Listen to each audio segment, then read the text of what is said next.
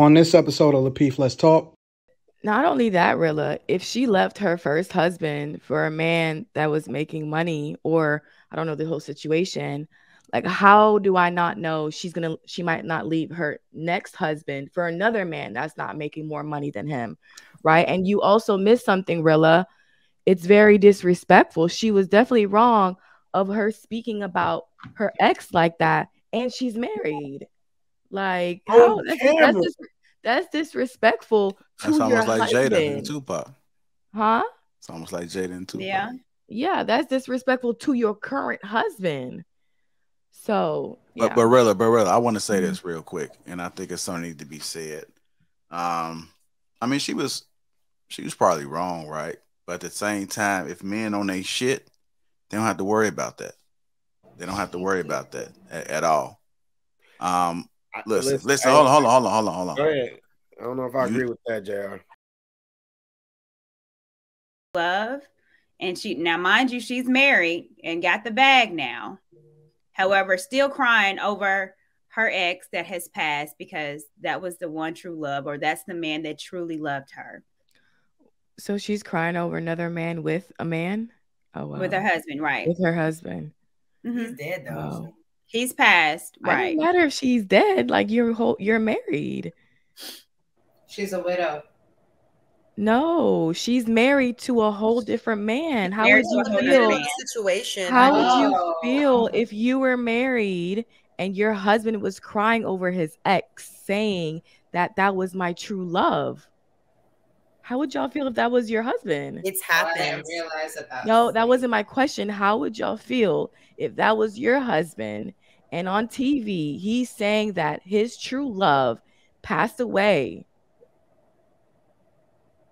Okay. I was more so focused. Depending on the circumstances, I would be understanding. I was more so focused on women can have all the love and support and it's still not enough.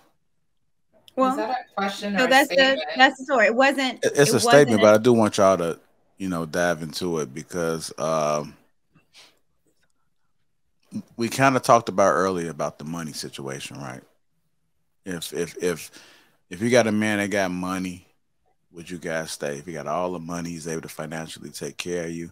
Is that enough? And you guys chimed in on it. So now, when men give women all the love and support, and we have a clear example, it still wasn't enough. So are women ever satisfied? Well, that goes back to what we just answered.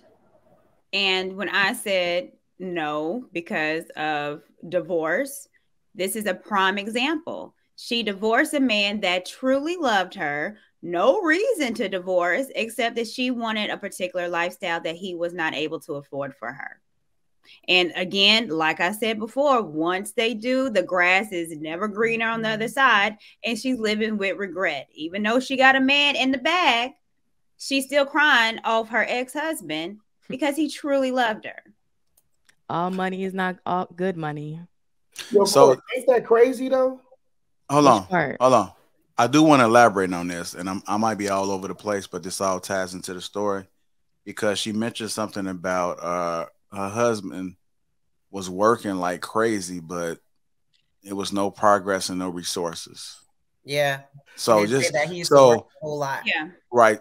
So this relates to what we see a lot of, right? Men working a 9 to 5. They just making enough just to pay the bills. They got a roof over their head. They got all the necessities. But then we have a woman that says, okay, that's cool and all, but I want more. I want more. I want to, whatever that may look like, whether it be out in the club, whether it just be traveling. I want more. But JR. But JR what? See, this is the thing. That particular type woman, right? When you look at that show, that particular type woman wants to live a particular lifestyle, which is why she fought to get on that show. And I'm going to bring this down for, the blue collar workers, right? Because there's a lot of blue collar workers that try and keep up with the Joneses and keep up with what everybody else is doing. I personally think it's one of the reasons why people say nice guys finish last. You should have seen, like, the look in her face when old girl, what's baby name? The Melody chick, Melanie Holt. When she was questioning her and she pinned her down, it was like, damn, that was your soulmate. Mm-hmm. Man, she said when she pinned her down with that, man, her whole world sunk. Right? Her whole world sunk. Like, yeah. And now you with a nigga based on the you with a man. Let me be respectful. You with a man based on who you qualify for, and you have readjusted your expectations, and you settled. That's the truth of the matter, fam. And so, to your question, women can have it all, have all the love and support, and it's still not enough. I honestly think that's for a particular type woman. Honestly.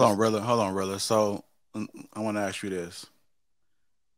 Would you say she was wrong? Yes. She was wrong for what? She was wrong for not recognizing who she was with. She was wrong for not being honest with herself first.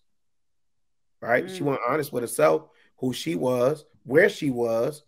And I imagine that she was younger. I think she was married younger.